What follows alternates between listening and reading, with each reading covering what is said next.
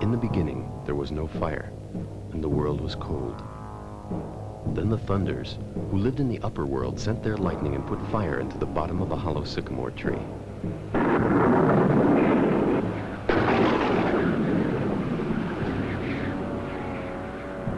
And so, with the help of the thunder, the people were given something that would warm. That is the Cherokee Indian tale of the beginning of fire. There was fire in America. From lightning, from volcanoes, fires were started, and the people learned to use the fire. A month after landing at Plymouth, the Pilgrims had built one small common house. Several of the Pilgrims slept in the house, while the others slept aboard the Mayflower, anchored a mile offshore. Sparks ignited the thatched roof. God save us! Are we took a fire? Fire! Fire! Pull us! Where are you? Fire out of control was a danger to everyone, so the job of fire protection became the responsibility of the whole community. Benjamin Franklin formed Philadelphia's first volunteer fire brigade in 1736. Fire may fall into chinks and make no appearance till midnight. When your stairs are aflame, you may be forced, as I once was, to leap from your window and to hazard your necks to avoid being over-roasted. I wrote a paper on the different accidents and carelessness by which houses are set on fire and means proposed of avoiding them. This gave rise to forming a company for the ready extinguishing of fires. Our articles obliged every member to keep a number of leather buckets on hand to be brought to every fire. Since these institutions, our city has not lost to fire more than 1 or 2 houses at a time. Bonfire in Little's Way! Bonfire in Little's Way! Bonfire in Little's Way!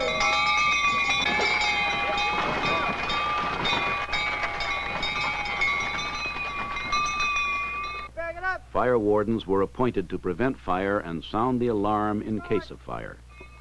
Straighten it out. Informal clubs and societies were formed around some firefighting equipment, mostly hand-drawn, hand-operated pumps.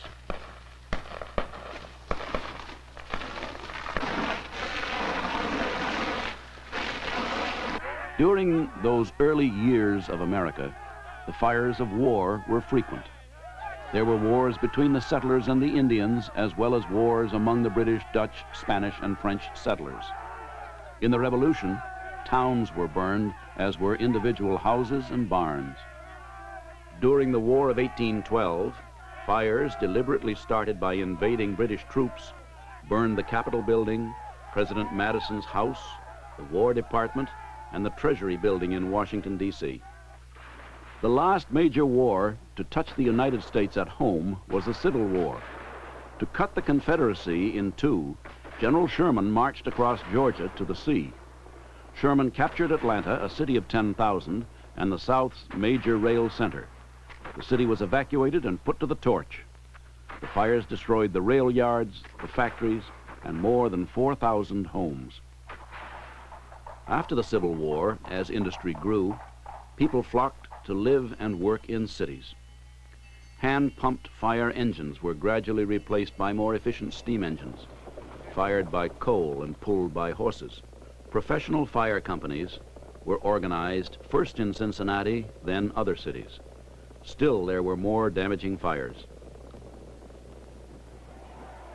In 1871, Chicago caught fire.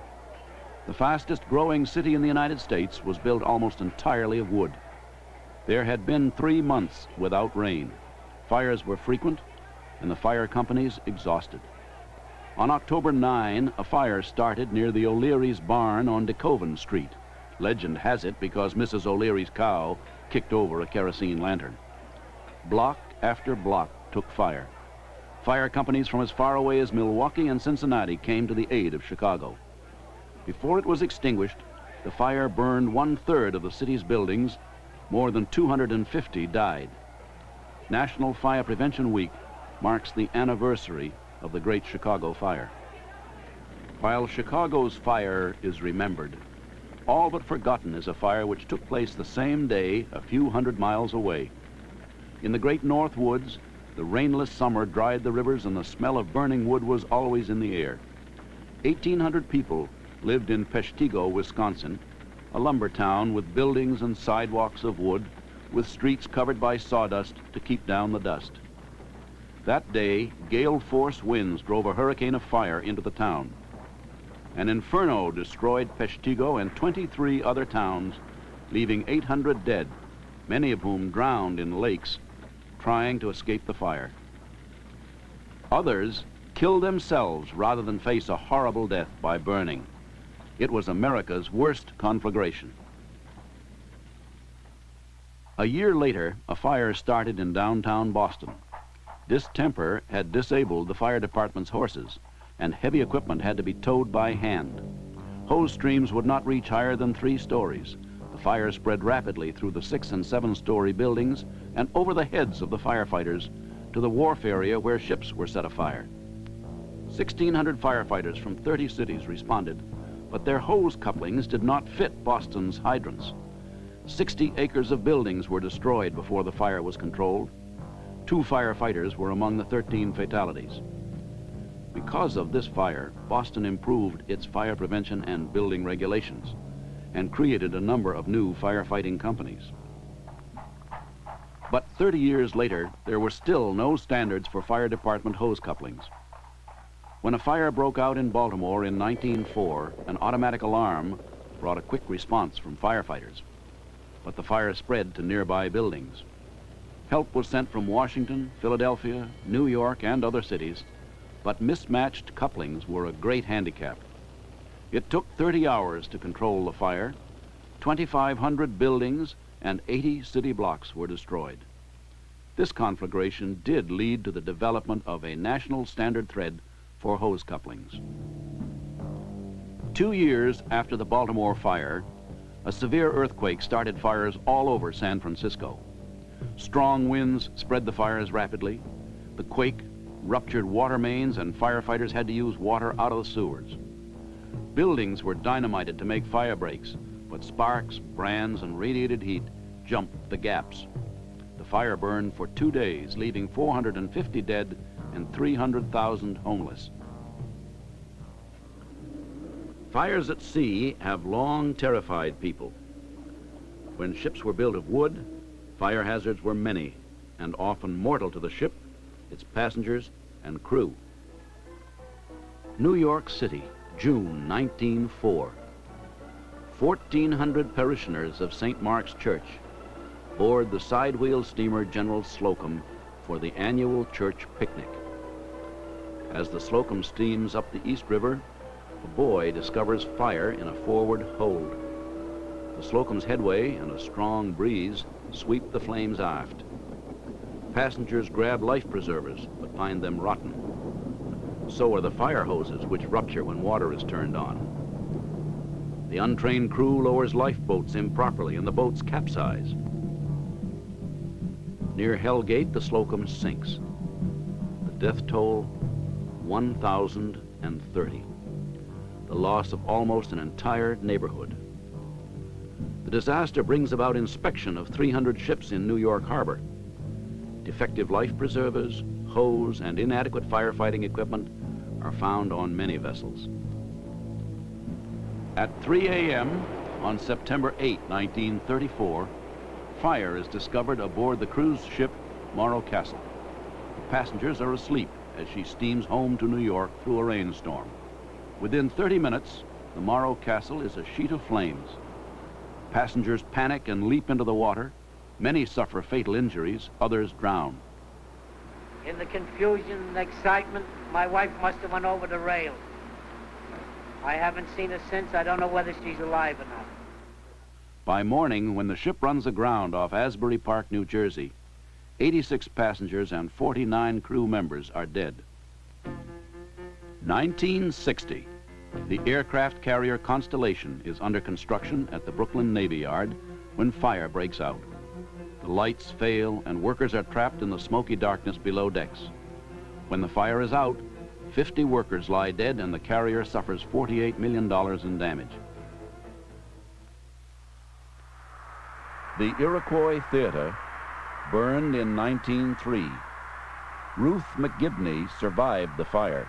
It was the Christmas week, the Wednesday matinee between Christmas and New Year's, and a brand new theater and a brand new play, and all the young people in Chicago were there, I think, just standing room. A piece of burning paper about the size of a plate was drifted down onto the stage, looking very yellow in the blue light. And the singers saw it and moved away, but went on with their song. And pretty soon some more burning paper dropped down, and they walked off the stage, and the lights came on, and somebody jumped up and said, "Is this a fire?" And Eddie Foy came out and said, "There's a little bit of wastebasket fire, but it's under control. We're going to lower the asbestos curtain. You can all walk out quietly and get your money back."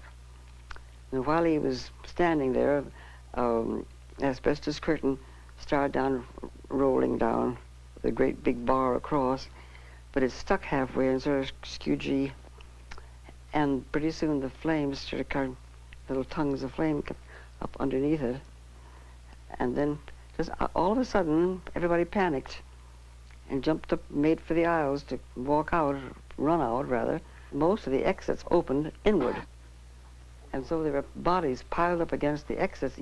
The orchestra played very loudly for a long time until they had to leave, but it wouldn't have mattered because no sound could be heard above the people and the sound of the flames. 602 died in that fire. I went over to the Coconut Grove after the Boston College Holy Cross football game.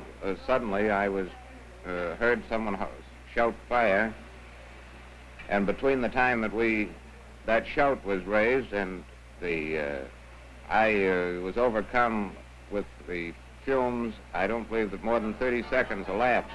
Boston, the Saturday after Thanksgiving, 1942. The Coconut Grove nightclub has a seating capacity of 600, but 1,000 are in the club that night. There are paper palm trees and ceilings covered with cloth, and the main exit is a revolving door. A fire breaks out and flashes across the ceiling. We then made our way to the back of the dressing rooms and burst through a window with a chair. We found a small piece of ladder there that Mr. Dave Pullman, one of the boys in the show, and myself held while the girls and boys went down the ladder and dropped into the human net that the sailors formed down below. I put all the cushions from the cars on the ground, and between 20 and 30 people jumped to safety. But in the panic, 492 are dead of flames and toxic smoke.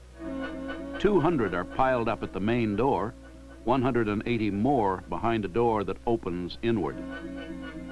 As a result of the Coconut Grove, fire laws all over America are changed and more stringently enforced to require unobstructed exits, doors that swing outward in buildings used for public assembly, and fire retardant decorations. It is hot in Hartford 2 days after Independence Day 1944. 7,000 people are at the circus. The big top is waterproofed with paraffin. Some of the exits are blocked. Perhaps it is a discarded cigarette that ignites the outside canvas. A gust of wind blows the fire into the tent. Supporting ropes burn at once, dropping poles and flaming canvas onto the panic-stricken crowd. In a few minutes, the fire is over. 163 are burned or trampled to death. The disaster leads to the development of fire codes for places of outdoor assembly. Having been inside when the announcement was made, there was really no idea how serious the fire was, and consequently most people were filing out slowly, which was good because probably more people would have died had they known that the fire was as severe as it is. Memorial Day weekend, 1977. 2,400 are at the Beverly Hills Supper Club in Southgate, Kentucky, 1,300 of them in the huge cabaret room. The club sprawls over an acre, and though there have been several new additions, there are insufficient exits. Fire breaks out in an unoccupied room. The club's staff delays calling the fire department or warning the patrons while they try to fight the fire. By the time the people in the cabaret room learn of the fire, there are neither enough exits nor enough time to escape. The death toll is 165. In 1911, New York's Triangle Shirtwaist Company was located on the top 3 floors of a Washington Square building. In those days, there were no requirements for fire drills, fire escapes, or sprinklers in factories. A few minutes before closing, the fire started in a rag bin on the 8th floor. A newspaperman, William Shepard, reported the fire. I saw every feature of the tragedy. I learned a new sound, a more horrible sound than description can picture. It was the thud of a speeding living body on a stone sidewalk. Thud, dead. Thud, dead. Thud, dead. 62 thud, deads. The height was 80 feet. One girl climbed onto the window sash. Then she dropped into space. I didn't notice whether those above her watched her drop because I had turned away. I looked up. Another girl was climbing onto the windowsill. She dropped. I watched her fall, and again the dreadful sound. Firemen raised the longest ladder. It reached only to the 6th floor. I saw the last girl jump at it and miss. 146 died in that fire. The disaster led to 40 new fire ordinances in New York City and to the development of standards for fire drills and fire escapes. In Columbus, Ohio, the overcrowded state penitentiary was undergoing expansion when fire broke out on wooden scaffolding near the prison roof. Within moments, the prison was transformed into a blazing oven. The building was believed by many to be fireproof, and the warden refused to release the trapped prisoners until the National Guard arrived. Firefighters responded immediately, but the warden did not allow them into the prison. How many men did you bring out? About 18. About 18. What range was you on when you took them out? I was on the 4th range. 4th range. How'd you get them down? Let them down one by one, pass it to the other man, from range to range. In the aftermath, 300 prisoners were found dead. Shortly before America entered World War II, a large part of the country's strategic rubber supply was located in old cotton mills at Fall River, Massachusetts. Fire broke out in a rubber dryer. Sprinklers were controlling the fire when a watchman inexplicably shut the system down. The fire burned for 8 days, giving off plumes of thick, black, acrid smoke.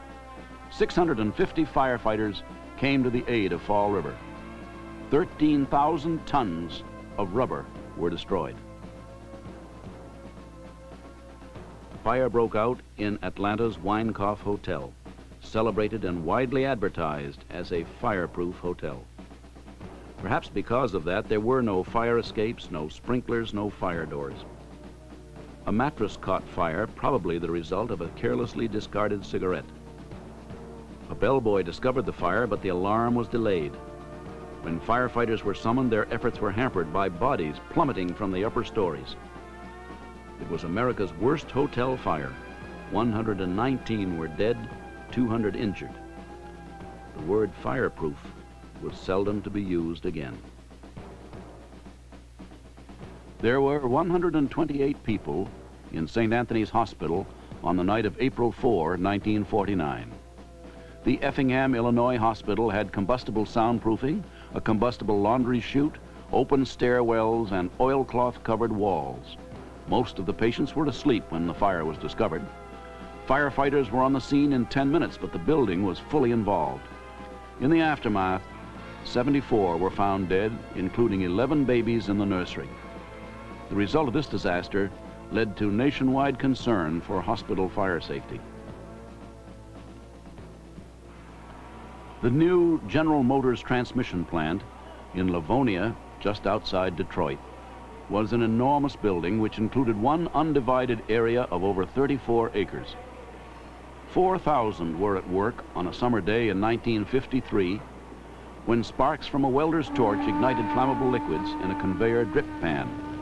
Melting asphalt and tar from the roof intensified the fire. Hose streams of firefighters reached to to 75 feet inside the building, but it was over 800 feet wide, and the collapsed roof ruled out interior attack. When the fire was out, 6 lay dead, and more than $50 million in damage made it the worst industrial fire loss in United States history. 1,200 students and teachers were in Our Lady of the Angels School in Chicago on a December afternoon in 1958. Fire broke out in rubbish in the basement and burned 20 minutes before it was reported.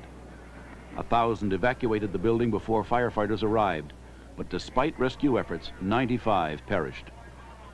Thousands of schools were soon inspected, and in many, automatic sprinklers and alarm systems were installed as a result of this fire. In a highly technological world, there are always new things that burn, hazards that we have created and from which we must protect ourselves. 1945. It is a Saturday, so only a few are at work in the Empire State Building. In the upper stories of the world's tallest building, a heavy fog obscures the morning sun. An Army Air Corps B-25 bomber, traveling at 200 miles per hour, suddenly crashes into the building between the 75th and 79th floors. Flames shoot up 7 stories. The wreckage plummets to the roof of a nearby building, pouring burning fuel down its stairwells. 23 fire companies respond. Firefighters find a hole 20 feet wide and 18 feet high, torn in the north side of the building. Miraculously, only 14 are dead. Internal fire protection features in the building assist in quick extinguishment of the fire. Air disasters are only one way modern technology produces fires. Chemicals, gases, improperly used or protected, can result in dangerous fires. On April 16, 1947, in the harbor of Texas City, ammonium nitrate fertilizer was being loaded into the ship Grand Camp when a stevedore's cigarette started a fire in the hold. Shortly after the city's volunteer firefighters responded to fight the fire, a tremendous explosion blasted the Grand Camp into missiles weighing up to a ton, flying thousands of yards, killing the firefighters and 400 others, severing pipelines, piercing oil tanks, and igniting the contents. A chemical plant burst into flames. Fire ignited another ship, also containing ammonium nitrate. The blast created a tidal wave and blew 2 airplanes out of the sky. Fire departments from throughout Texas mounted a massive rescue effort, unable for more than a day to fight the fires. The ammonium nitrate in the second ship exploded. More fires were started. The worst explosions in United States history set fires that raged for 3 days, left 468 known dead, 100 more missing and presumed dead, 3,000 injured, and property loss of more than $400 million. Shipment of liquefied gases can be extremely hazardous in the event of an accident or fire. A BLEVE is a boiling liquid expanding vapor explosion. They think it's ethyl chloride on fire, and we're going to have to let it burn down. There's nothing we've got here to put that out.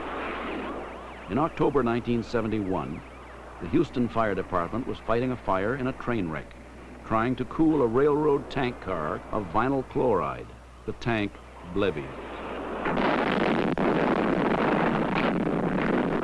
1 firefighter was killed. The gas created a fireball more than 1,000 feet in diameter. A brush fire starts on Canyon Road in Bel Air, California in 1961. The humidity is low, and the Santa Ana's 35-mile-an-hour winds off the desert blow up the canyon. The fire spreads from tinder-dry chaparral to houses with wood shingles, jumps Mulholland Drive as sparks and burning brands are lifted by thermal columns and carried miles by the wind.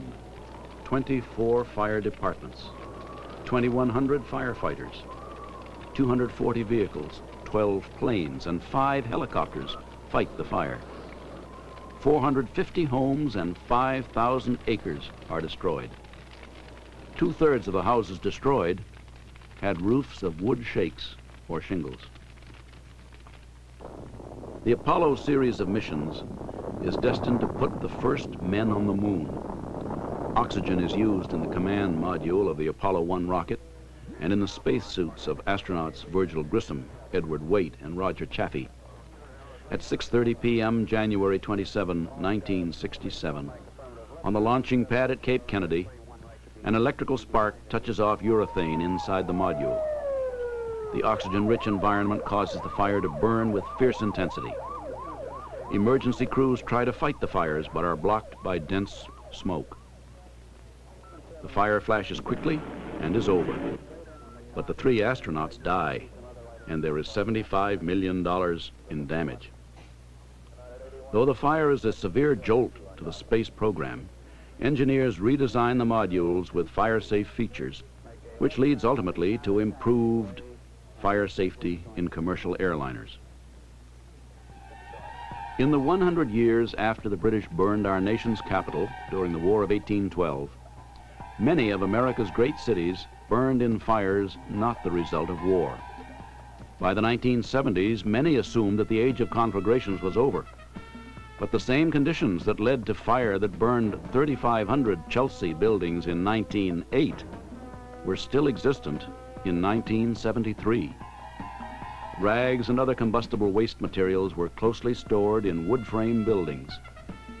On a windy fall Sunday, the fire started. Fire departments from all over eastern Massachusetts responded, but the fire burned from building to building, block to block, uncontrolled. By many nations, Americans are considered wasteful, profligate. Certainly, Americans are careless about fire and tend to consider fires unpreventable acts of fate. Arson, the deliberate starting of fire for profit or revenge or vandalism, is not an accident. It has been a problem since colonial times, but today the problem has reached epidemic proportions. We have not been able to stop arson. In some communities, like the South Bronx, people live in constant fear of arson and the consequent tragedy. I couldn't sleep. When night come, I've been sleeping and been listening. It's a miserable, terrible condition to live like that. Vacant buildings, often the target of arson, pose great dangers to firefighters. There's no roof on this particular building. The stairwells are out, and it's very hazardous. A guy could get hurt very easily in there. The causes of arson are connected to some of the major problems facing our society. The record of fire tragedy grows longer day after day, year after year. As 1980 drew to a close, America was shocked by a fire which killed 84 in a magnificent modern Las Vegas hotel. How could such a disaster be possible today? What is wrong? The weakness lies not in our fire safety technology, but in our will to use it. The means for preventing such tragedies are well known and readily available. Fire protection is always an expense, and unless the law demands these features, they are likely to appear quite unnecessary to the building owner. Gamblers with fire are found everywhere, not just in Las Vegas. The laws and regulations, which most people imagine assure fire safety in buildings, are only as strong as the local government can make them in the face of great pressure to keep them as weak and as flexible as possible. That is the real lesson of fire in America.